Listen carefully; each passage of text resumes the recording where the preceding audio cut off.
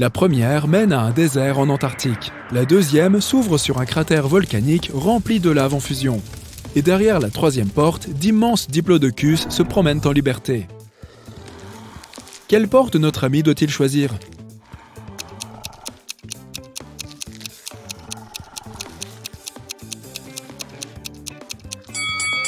Luc gèlerait immédiatement dans un désert polaire. Un bain de lave est une mauvaise idée. Mais les diplodocus sont totalement inoffensifs pour l'homme. Ils ne mangent que des plantes. Regarde attentivement l'image et dis-moi laquelle de ces personnes est gauchère.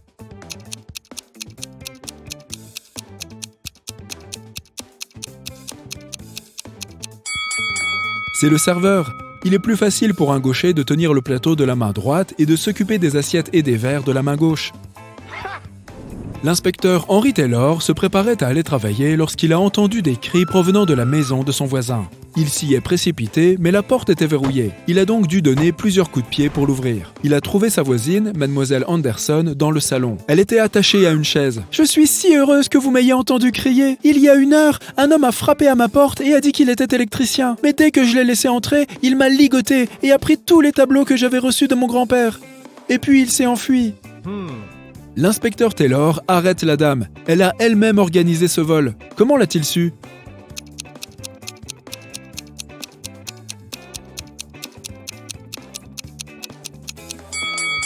Quand il a essayé d'entrer dans la maison, la porte était fermée de l'intérieur. Qui l'avait verrouillée si Mademoiselle Anderson était ligotée et le voleur parti ? Tu as 5 morceaux de chaîne et chacun d'eux est composé de 3 maillons.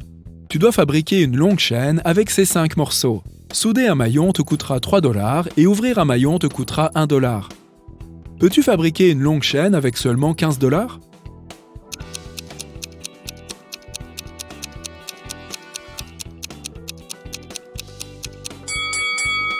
Tout d'abord, prends un morceau de chaîne et ouvre ces 3 maillons. Cela te coûtera 3 $. Puis, relie les 4 autres morceaux de chaîne à ces maillons ouverts. La soudure de ces maillons te coûtera 9 $ de plus. Au total, tu ne dépenseras que 12 $.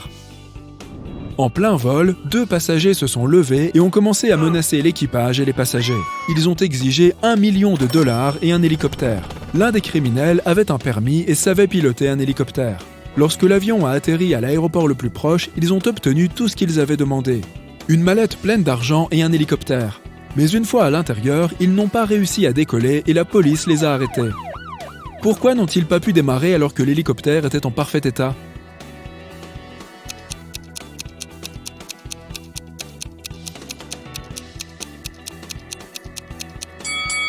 L'hélicoptère fonctionnait, mais il n'y avait pas de carburant dans son réservoir. Michael s'est perdu lors d'une promenade en forêt. Après avoir erré pendant des heures, il a fini par apercevoir une maison bizarre qui semblait abandonnée. Il a décidé de tenter sa chance et de demander son chemin. Mais lorsqu'il est entré dans la maison, la porte s'est refermée dans son dos avec un grand bruit et il a entendu une voix. « Tu es entré chez moi sans y avoir été invité. Tu n'en sortiras pas facilement. » Ensuite, Michael s'est retrouvé dans une pièce avec 3 portes. La voix lui a dit qu'une seule de ces portes menait à la liberté. Derrière la première porte, il y avait des loups affamés. La deuxième porte cachait un loup-garou furieux. Et derrière la troisième porte, un énorme feu faisait rage. Quelle porte devait-il choisir ?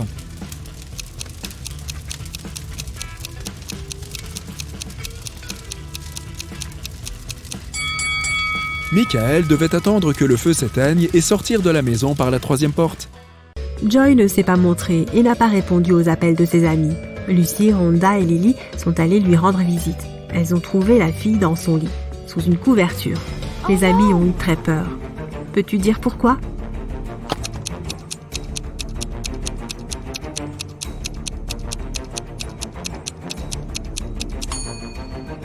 Joy a recouvert la fenêtre d'un blackout.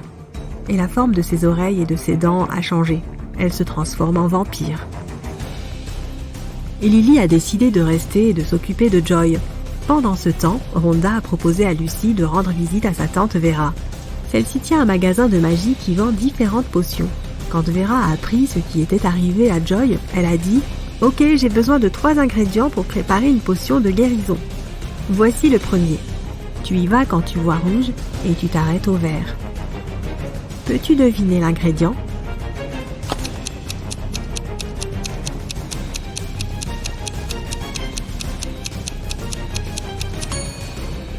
c'est une pastèque. Pour obtenir le deuxième ingrédient, Vera a emmené Rhonda et Lucie dans un jardin de cerisiers. Rhonda a ramassé 8 cerises, Lucie 13 et Vera 14. Combien de pommes ont-elles ramassées ensemble ?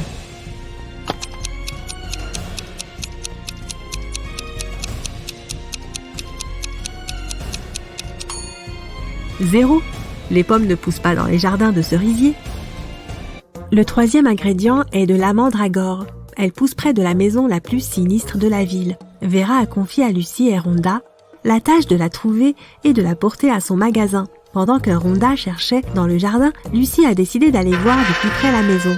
Elle voit un panneau avec un nom bizarre, Soyman Hirzesten. Elle s'est approchée de l'énorme porte et l'a ouverte sans bruit. Une fois entrée, Lucie a vu la porte se refermer dans son dos. Des tonnes de vampires se sont précipités sur elle. Lucie a commencé à tirer sur la porte comme une folle. Soudain, elle a vu qu'il y avait quelque chose écrit dessus. Change l'ordre des lettres dans Soyman Hirzesten.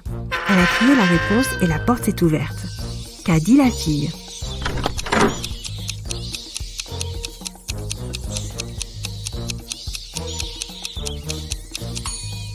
Le vrai nom de cet endroit était Maison Sinistre.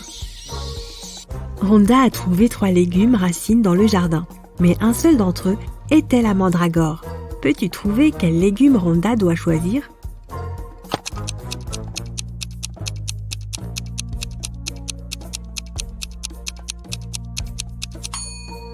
Même si tu n'as jamais vu de mandragore, tu peux éliminer les autres plantes. Ceci est définitivement une carotte et ceci est une betterave. Donc celle qui reste doit être la mandragore.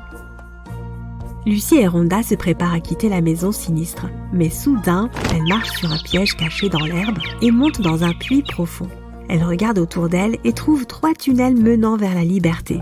Un dragon cracheur de feu les attendait dans le premier tunnel. Il était très en colère et n'aimait pas les gens. Dans le deuxième tunnel, il y avait un portail menant à un trou noir et d'énormes cactus poussaient partout dans le troisième tunnel.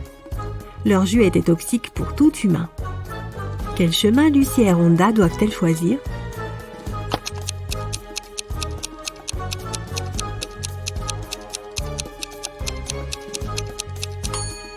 Le troisième. Regarde, ces cactus n'ont pas d'épines et personne ne va forcer les filles à boire du jus de cactus. Vera a préparé la potion pour Joy. Lucie et Rhonda l'ont apportée chez la jeune fille. Mais quand elles sont arrivées dans sa chambre, elle était vide. Les parents de Joy ont dit que Lily et Joy étaient parties ensemble. Elles étaient toutes les deux très bizarres. Rhonda a dit « Oh non, elles se sont toutes deux transformées en vampires. Nous devons les retrouver avant qu'il ne soit trop tard. Peux-tu les aider à trouver des indices dans la chambre de Joy ?»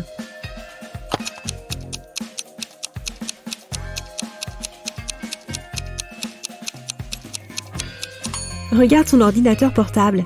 Il semblerait qu'elles aient acheté des billets de train pour aller à Las Vegas rendre visite à la grand-mère de Joy. Lucie et Rhonda sont montées dans le train. En plus d'elles, il y avait 4 autres personnes dans le wagon. L'un de ces passagers n'avait pas de billet. Peux-tu découvrir de qui il s'agit ?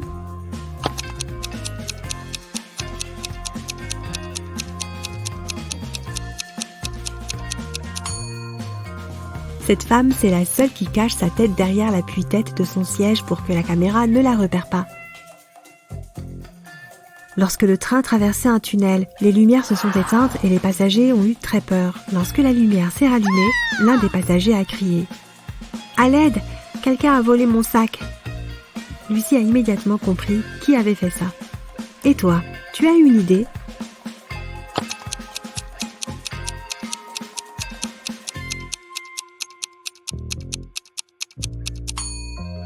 Ce mec, il y a du maquillage sous son siège et sa fenêtre est ouverte. Il a mis le contenu du sac dans son sac à dos, puis a jeté le sac par la fenêtre. Rhonda et Lucie sont arrivées à Las Vegas et se sont dirigées vers la maison où vivait la grand-mère de Joy. Mais elles n'arrêtaient pas de se tromper de maison. Dans la première maison, elles ont rencontré cette vieille dame et dans la deuxième, il y avait celle-ci. Peux-tu reconnaître quelle vieille dame est dangereuse ?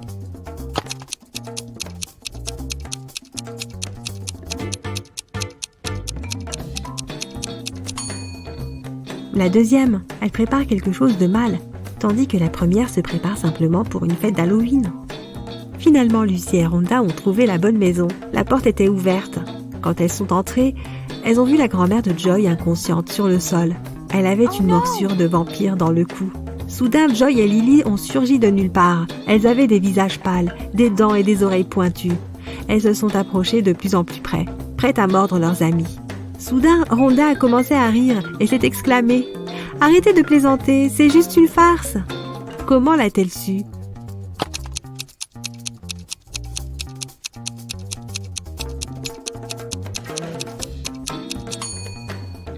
Le miroir reflète Joy et Lily projette une ombre. Ce ne sont pas de vrais vampires, c'est juste une farce d'Halloween. Joy est allée prendre une douche pour enlever son maquillage de vampire, mais quelqu'un a versé de la peinture dans la pomme de douche et l'eau est devenue verte. Joy a interrogé Lucy, Rhonda et Lily. Lucy a répondu « J'ai fait ma lessive puis je suis allée préparer de la confiture de kiwi. Désolée, je dois y aller. Elle pourrait brûler. » Lily a dit « J'ai pris une douche et me suis lavé les cheveux juste avant que tu entres. Que s'est-il passé? Pourquoi es-tu si verte ?» Et Rhonda a dit « J'étudie pour mon examen de géométrie. Tu peux baisser le ton, s'il te plaît? Qui a fait une blague à Joy ?»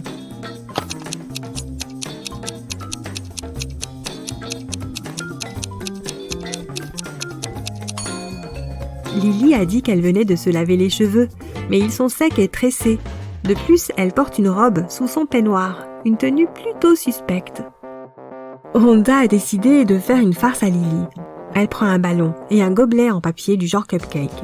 Elle a rempli le ballon avec de l'eau et l'a mis dans le gobelet en papier. Elle a ensuite ajouté de la crème à raser sur le dessus et a décoré le tout avec des paillettes. Maintenant, il ressemble à un vrai cupcake. Rhonda est très fière d'elle. Soudain, elle a entendu d'autres filles entrer dans la cuisine. Rhonda a laissé son cupcake sur l'assiette avec les vrais cupcakes et s'est cachée sous la table. Lily, Lucy et Joy sont entrées dans la cuisine, ont vu les gâteaux et ont décidé de les manger. Peux-tu dire qui a pris le faux cupcake?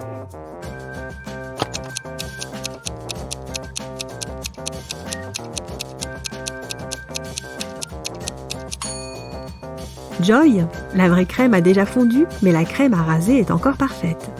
Fiona demande à Betty de servir le dîner à une fête de sorcières dans son château. Combien de sorcières participent à la soirée?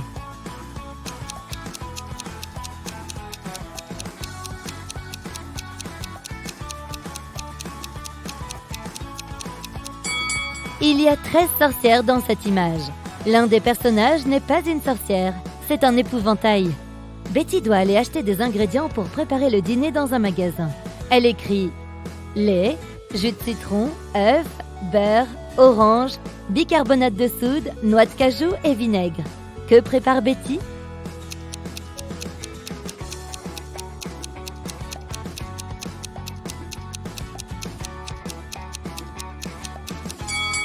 Tu as deviné? Betty prépare une liste de courses. Betty sert le premier plat aux sorcières. Est-ce que tu devines ce que c'est?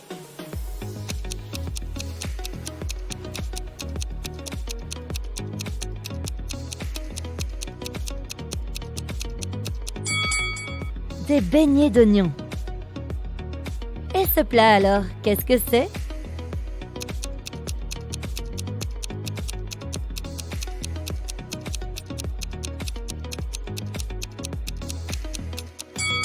Du popcorn. Voici le prochain plat.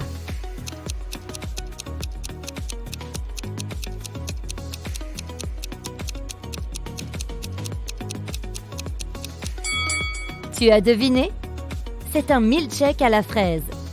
Fiona demande à Betty de lui apporter des fleurs séchées pour un filtre d'amour. Fiona stocke tous les ingrédients dans le cellier. Dès que Betty entre dans le cellier, la porte se referme derrière elle. Elle examine la pièce. Il n'y a que des vieux meubles et un miroir. Soudain, 3 portes apparaissent. Derrière chacune des portes, il y a un monstre dangereux. Le premier monstre peut pétrifier n'importe quel être vivant de son regard. Le deuxième est aussi fort que colérique. Le troisième est pourvu de crocs venimeux. Aide Betty à choisir la bonne porte.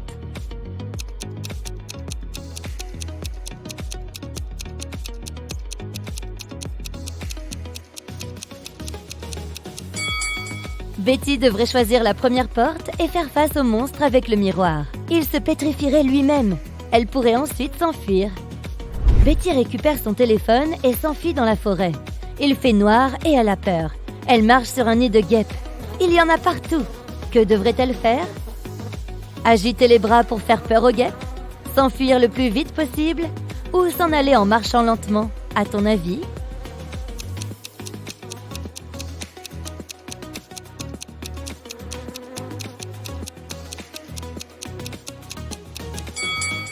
Le mieux, c'est de marcher lentement. En agitant les bras ou en courant, elle ne ferait qu'énerver les guêpes qui la piqueraient immédiatement. Betty retourne à la fête. Dès qu'elle voit les sorcières autour du feu, elle prend peur et s'enfuit. Pourquoi?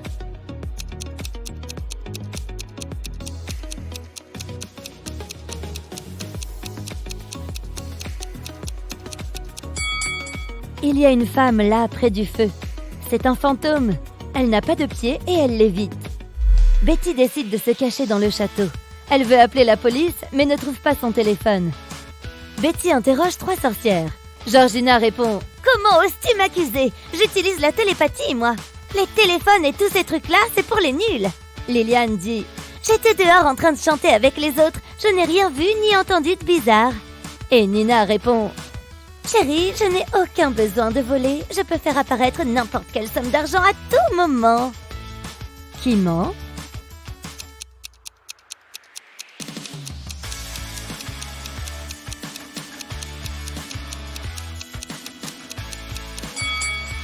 Georgina regarde ses oreilles, elle a des écouteurs. Pourtant, elle dit ne pas utiliser d'appareil électronique. Fiona se met en colère lorsqu'elle découvre que Betty a interrogé ses meilleurs amis. Betty s'en excuse. Fiona répond « Ok, tu peux rester, mais tu dois répondre à ces 3 questions. » Voici la première. « Ça fait 1 million d'années que j'existe, mais je n'ai jamais plus d'1 mois. Qui suis-je? »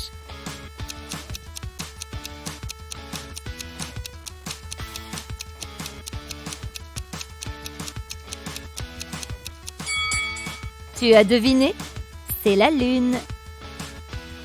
Voici la deuxième question de Fiona. Je construis des châteaux et je détruis des montagnes. Je rends des gens aveugles, mais j'en aide d'autres à voir. Qui suis-je?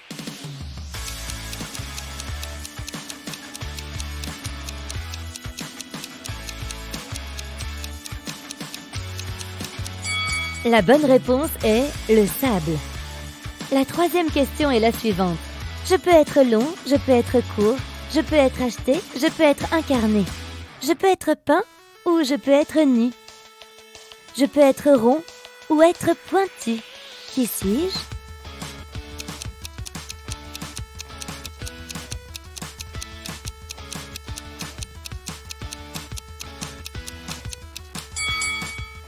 Un ongle. La fête continue. Fiona monte à l'étage changer de robe. Au bout de 5 minutes, Betty entend un hurlement venant de la chambre de Fiona. Elle monte et la trouve inanimée sur le sol. Betty pose une seule question à 4 suspects. Qu'avez-vous fait ces 5 dernières minutes? Jenny était en train de rôtir des chamallows sur le feu. Gemma répond « J'ai passé les 30 dernières minutes dans la piscine. » Sarah dit « Mon crapaud Fluffy s'est enfui dans le jardin. Je l'ai cherché partout, mais je ne l'ai pas trouvé. » Et Nancy était en train de survoler la maison sur son balai pour filmer la fête d'en haut. Qui ment?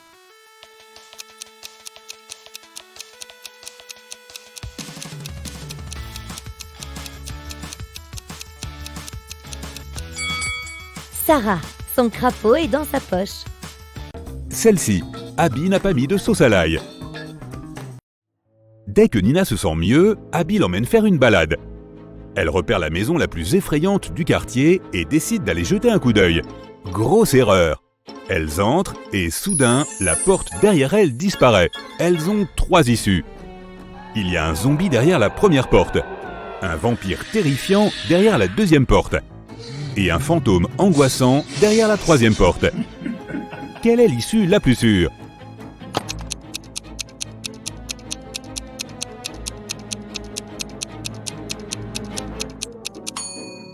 Elle devrait choisir la troisième porte. Les fantômes ont beau faire peur, ils ne peuvent pas vraiment faire de mal. Au pire, tu risques d'être couvert d'ectoplasme. Nina et Abby se retrouvent dans la pièce suivante. La porte de sortie est ouverte, mais une vieille sorcière apparaît et leur bloque le passage en criant « Pas si vite !» Vous devez résoudre mon énigme d'abord. Pourquoi ces mots sont-ils dans cet ordre?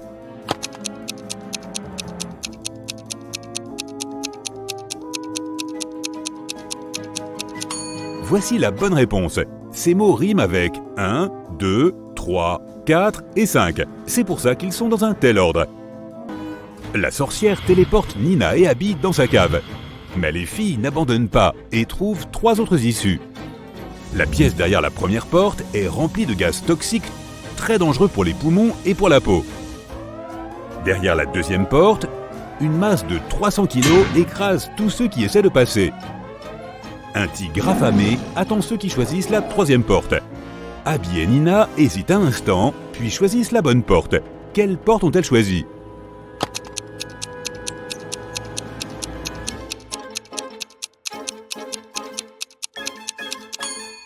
Nina enlève sa botte et la lance à travers la deuxième porte. La masse écrase la botte, les filles entrent en courant et ferment la porte derrière elles. Elles s'enfuient ensuite par la fenêtre. Elles se perdent malheureusement dans une forêt enchantée. Il fait froid parce que c'est l'hiver. Après avoir un peu erré au hasard, elles trouvent 3 chemins. Les 3 ont l'air dangereux. Si elles choisissent le chemin de gauche, elles doivent affronter une meute de loups affamés. Si elles choisissent d'aller tout droit, elles doivent traverser un village de loups-garous. Et le 3e chemin passe par un lac gelé dont la couche de glace peut se casser à tout moment. Quel chemin doivent-elles choisir?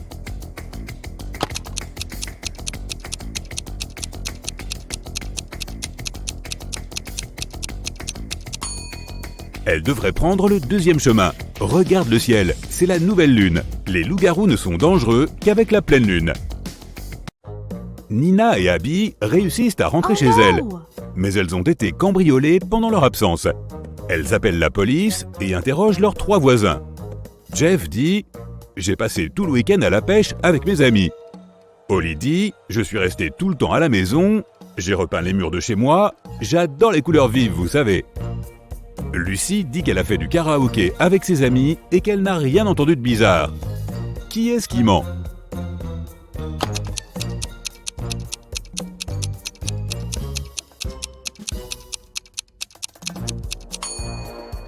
Holly.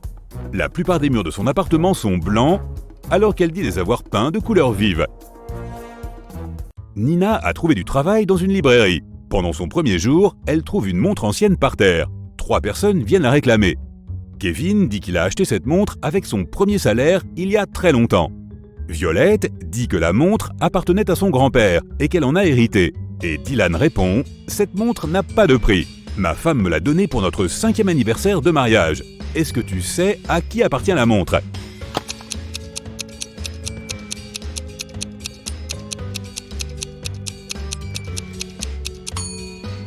Violette, elle a le plus petit poignet. C'est pour ça qu'elle a dû faire un autre trou dans le bracelet de la montre, sans quoi elle aurait été trop grande. Abby a un rendez-vous galant avec Jerry. Il l'invite chez lui, mais dès qu'Abby entre dans son appartement, il se transforme en un sorcier maléfique. Il décide de la tourmenter et déclare « Tu as la possibilité de te sauver, mais tu dois me préparer un petit déjeuner demain matin. S'il est assez bon, je te laisse partir. S'il n'est pas bon, tu seras ma prisonnière pour toujours. » Le lendemain matin, Abby se met à cuisiner. Dès qu'elle tourne le dos, Jerry ajoute toute une boîte de sel dans la casserole. Mais quand Abby sert le petit déjeuner, Jerry se rend compte qu'il doit la laisser partir. Qu'est-ce qu'elle a préparé?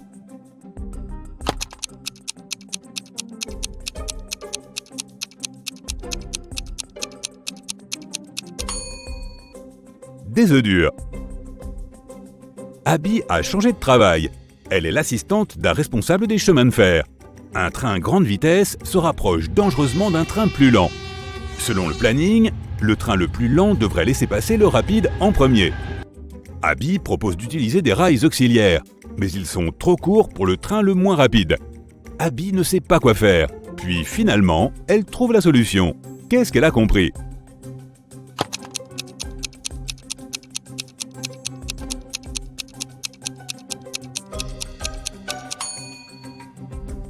Le train rapide devrait utiliser les rails auxiliaires pour que le plus lent puisse ensuite faire marche arrière et libérer les rails principaux.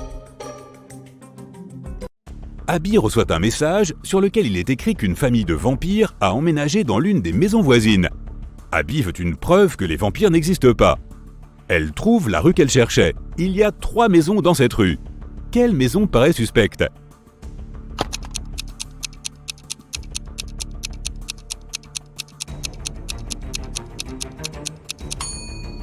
Regarde les empreintes. Elles sont vraiment bizarres. En ce qui concerne les maisons A et C, les empreintes vont vers les maisons et s'en éloignent. En ce qui concerne la maison B, les empreintes ne vont que vers la maison. Ce doit être la maison des vampires. Le docteur Roberts, l'un des meilleurs chirurgiens du pays, s'est présenté à sa compagnie d'assurance et a déclaré qu'il avait été volé en pleine rue. L'assistant a demandé si le docteur Roberts se souvenait de détails précis concernant le voleur.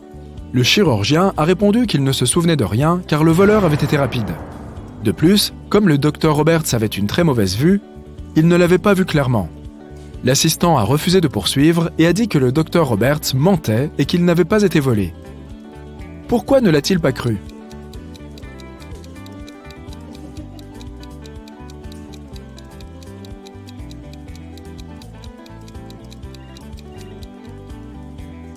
Le docteur Roberts est chirurgien. Les chirurgiens ont généralement une excellente vue. Alors, pourquoi un chirurgien aussi bien payé aurait-il besoin de l'argent de l'assurance? Un grand bal a été organisé en l'honneur de l'anniversaire de Madame Dell et la moitié de la ville a été invitée. Soudain, les lumières de tout le bâtiment se sont éteintes pendant quelques instants. Lorsqu'elles sont revenues, les magnifiques boucles d'oreilles en diamant de Madame Dell avaient disparu. Le principal suspect était sa cousine éloignée, Sylvia. Mais la jeune fille a dit qu'elle était dans la salle de bain en train de se maquiller. Elle n'a même pas remarqué que les lumières s'étaient éteintes parce qu'elle était occupée. Qui ment? Madame Dell ou Sylvia?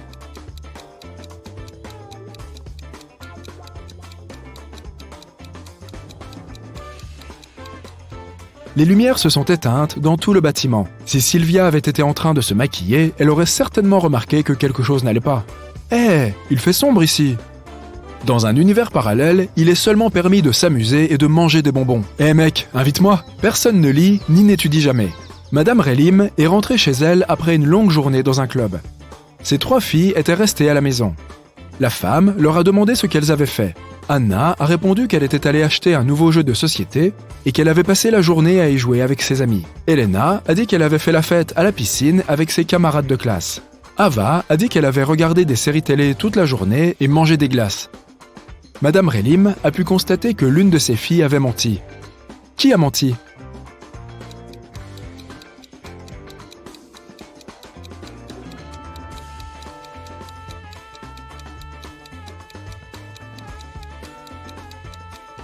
C'était Anna. Regarde, le jeu de société qu'elle a acheté n'est pas déballé. Elle n'a pas pu y jouer. 4 amis allaient à New York en voiture pour le week-end. La musique était à fond dans la voiture et tout le monde était de bonne humeur, si bien que le conducteur a été distrait et a eu un accident. Un officier de police est arrivé et a commencé une enquête. Il a demandé au gars qui conduisait, mais personne n'a voulu prendre la responsabilité de parler. Ensuite, l'officier a inspecté la voiture. Peux-tu dire qui conduisait ?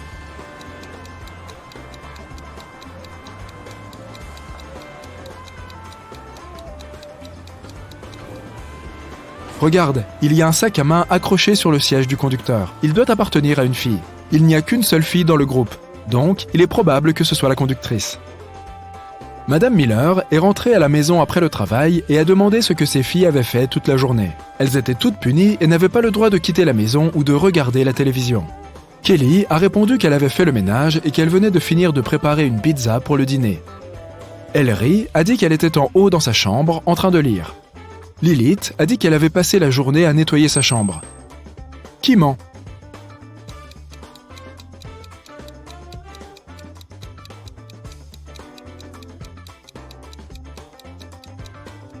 C'est Kelly. Elle a dit qu'elle avait fait cette pizza elle-même. Mais pourquoi y a-t-il une boîte à pizza dans la poubelle ? Elle a commandé la pizza et a probablement fait autre chose à la place. Adèle a trouvé son ami, Oliver, sur le sol de son studio dans le grenier. Elle a appelé la police. L'agent qui est venu a demandé à la jeune fille de lui raconter ce qui s'était passé. Adèle a dit qu'elle était passée devant la maison d'Oliver et qu'elle avait remarqué que les lumières étaient allumées. Elle s'est approchée de la fenêtre, a jeté un coup d'œil à l'intérieur et l'a vue sur le sol. Elle a appelé la police et a couru dans la maison. La police ne l'a pas cru. Et toi?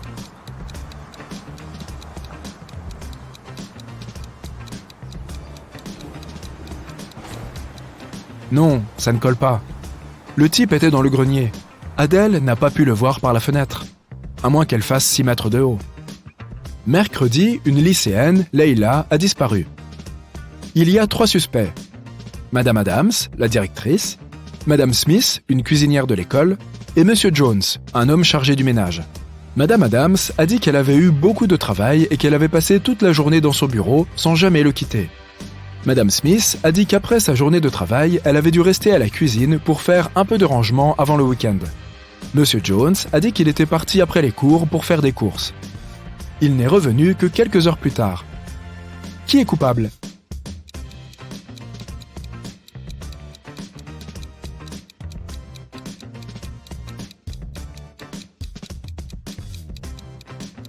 Il y a quelque chose de suspect chez Madame Smith, la cuisinière.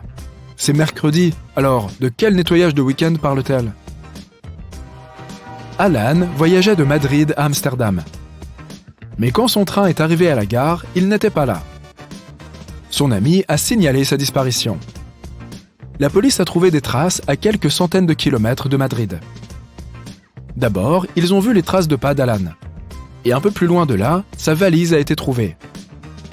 Ensuite, ils ont interrogé l'homme qui avait vu Alan en dernier. Il a dit qu'Alan n'avait pas de billet de train. Donc, quand il a vu le conducteur arriver, il a d'abord jeté sa valise, puis a sauté du train de lui-même. Tu crois cet homme?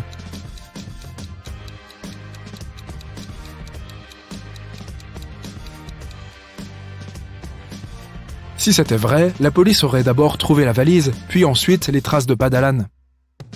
Mais dans ce cas, on peut conclure que le gars ne s'est pas jeté tout seul. Il a été poussé du train. Quelle impolitesse! Le patron de Léo lui a crié dessus parce qu'il n'avait pas terminé son plan de travail de la semaine. Maintenant, Léo doit passer tout son week-end au bureau pour finir son boulot. Le patron a pris la carte magnétique de Léo pour qu'il ne puisse pas quitter le bâtiment. Quelques heures plus tard, Léo commence à avoir faim. Il n'y a pas d'eau ni de nourriture dans le bureau, mais il y a un réfrigérateur et une glacière dans la pièce voisine, derrière la porte à serrure magnétique. Le lundi, Léo donne à son patron le rapport terminé. D'une manière ou d'une autre, le gars a réussi à obtenir de la nourriture et de l'eau. Comment a-t-il fait?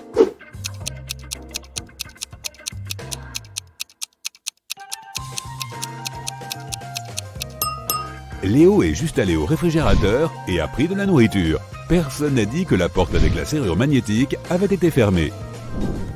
Mike se réveille sur la banquette arrière d'une voiture de course. Le moteur rugit, le vent souffle dans le visage de Mike. Il n'y a personne au volant et droit devant, il y a une falaise. Les mains de Mike sont attachées. Il saute de la voiture sans hésiter et atterrit sur l'asphalte. Étonnamment, il n'a pas une seule égratignure. Comment est-ce possible?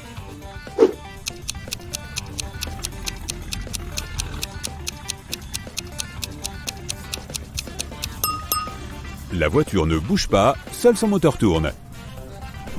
Victoria arrive chez elle. L'ampoule s'allume automatiquement et l'éclaire jusqu'à la porte. Victoria insère la clé et entre à l'intérieur. Quelques heures plus tard, on sonne à la porte. Elle regarde par le Judas et voit la silhouette d'un homme coiffé d'un chapeau. Victoria a peur d'ouvrir la porte. Mais pas parce que c'est un étranger, mais parce que ce n'est pas un humain. Pourquoi pense-t-elle cela ?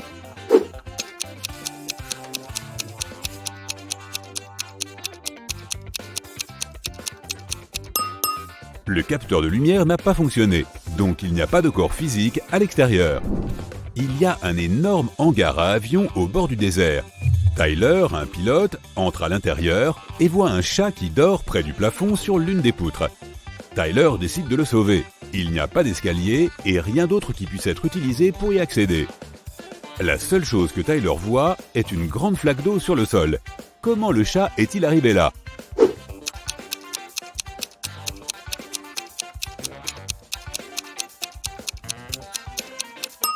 Il y avait une pyramide de glaçons. Le chat a grimpé au sommet de celle-ci pour atteindre le plafond. Puis, la glace a fondu et a laissé la flaque d'eau. Margaret, Rachel et Diana marchent dans la rue et partagent leurs projets pour le week-end. Les filles ont l'air riches.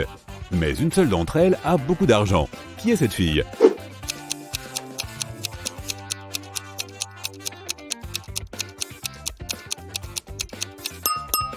c'est Margaret. Tu peux voir la clé d'une Ferrari dans son sac. En sortant de chez elle, Sandy sort ses lunettes de soleil de son sac et les casse accidentellement. Elle doit maintenant en acheter de nouvelles. Sandy appelle un taxi et arrive dans la rue des boutiques à la mode. Les meilleures lunettes de la ville, affirme l'enseigne du premier bâtiment. Les meilleures lunettes du monde est écrit sur la deuxième boutique. L'inscription sur la troisième boutique est la plus sympa. Sandy se dirige là-bas. Qu'est-ce qui est écrit sur la troisième boutique ?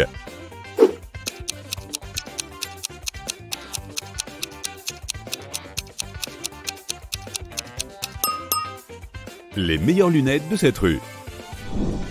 Johnny passe en revue ses factures. 50$ pour l'électricité, 39$ pour l'eau, 70$ pour un sac, 448$ pour un nouveau téléphone, 52$ pour un dîner au restaurant, 589$ pour un ordinateur, 687$ pour une chambre dans un hôtel très cher. Il a reçu une prime de 978$ au travail, mais il doit aussi acheter un nouveau frigo pour sa mère qui coûte 798$.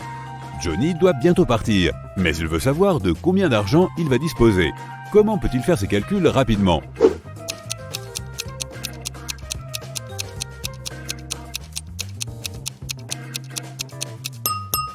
Il devrait utiliser l'application calculatrice de son téléphone. La réponse la plus simple est souvent la bonne. L'inspecteur Anderson enquête sur une affaire de disparition de chiots de race. Il a une liste de 3 suspects. Il rend visite à chacun d'entre eux. Le premier suspect est une jeune fille. Elle dit qu'elle a passé la journée précédente avec ses amis et qu'elle est allergique aux chiens. Le deuxième suspect est un homme âgé. Il dit qu'il n'a pas quitté la maison depuis quelques jours. Le troisième est une célèbre blogueuse vidéo. Elle dit qu'elle a fait des vidéos YouTube toute la journée. Lequel d'entre eux ment ?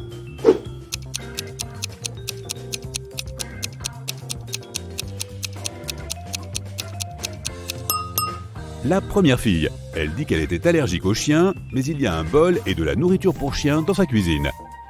D'ailleurs, tu peux utiliser cette astuce en dormant. Il est presque impossible de lire quoi que ce soit dans un rêve. Par conséquent, pour savoir si tu es endormi ou non, regarde ton téléphone et essaye de lire quelque chose. Il y avait une vieille maison hantée en ville. Les habitants avaient peur d'y aller. Mais un jour, 3 filles et 2 garçons ont décidé de jeter un coup d'œil et d'enregistrer ce qui s'y passait. Ils se sont rapprochés du sinistre bâtiment, mais un gars, Rob, a refusé d'entrer. Il a dit qu'il attendrait ses amis à l'extérieur. Le reste du groupe est entré dedans. Rob était nerveux. Après les avoir attendus quelques minutes, il était prêt à appeler quelqu'un à l'aide. Mais les 4 filles et le garçon sont revenus à ce moment-là. Rob a réalisé qu'il y avait des fantômes dans la maison et s'est enfui. Comment l'a-t-il su ?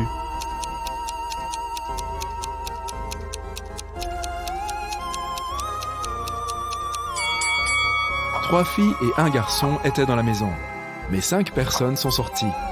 Une des filles était un fantôme. Rob l'a vu et s'est enfui. Michael marche le long du trottoir, en tenant ses mains derrière son dos. Une voiture apparaît au coin de la rue derrière lui. À ce moment-là, Michael marche près d'une grande flaque d'eau. Le conducteur accélère. Il va éclabousser Michael avec de l'eau. Mais au dernier moment, il ralentit brusquement et contourne la flaque d'eau. Pourquoi n'a-t-il pas éclaboussé Michael ?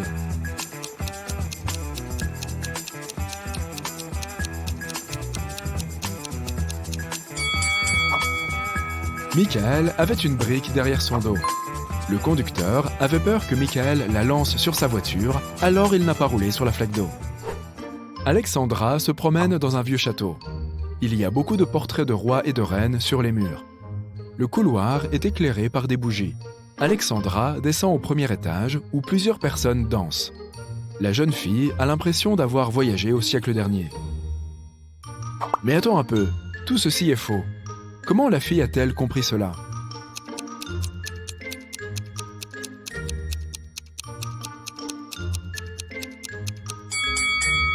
Une caméra cachée est installée dans le coin de la salle. De plus, cette fille qui danse a une smartwatch au poignet. Tu vois ? C'est le matin. Bob quitte sa maison et se rend à la plage. Le soleil pointe à l'horizon. La mer est calme et il n'y a pas de vent. Bob s'assied sur le sable, ferme les yeux et commence à méditer. Plusieurs personnes s'approchent de Bob et s'assoient à côté de lui pour méditer aussi. Bob ouvre les yeux, les regarde et se rend compte que quelque chose ne va pas chez ces personnes. Mais quoi ?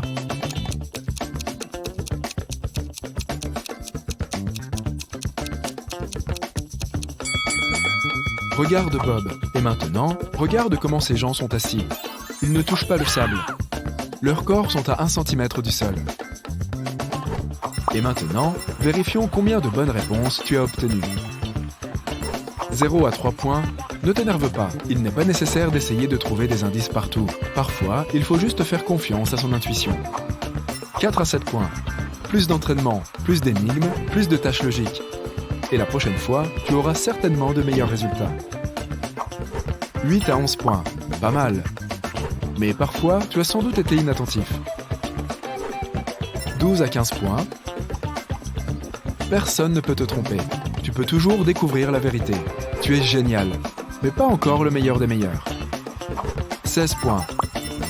Tu es le roi des énigmes. Tu es toujours attentif aux détails. En outre, tu as une intuition impressionnante.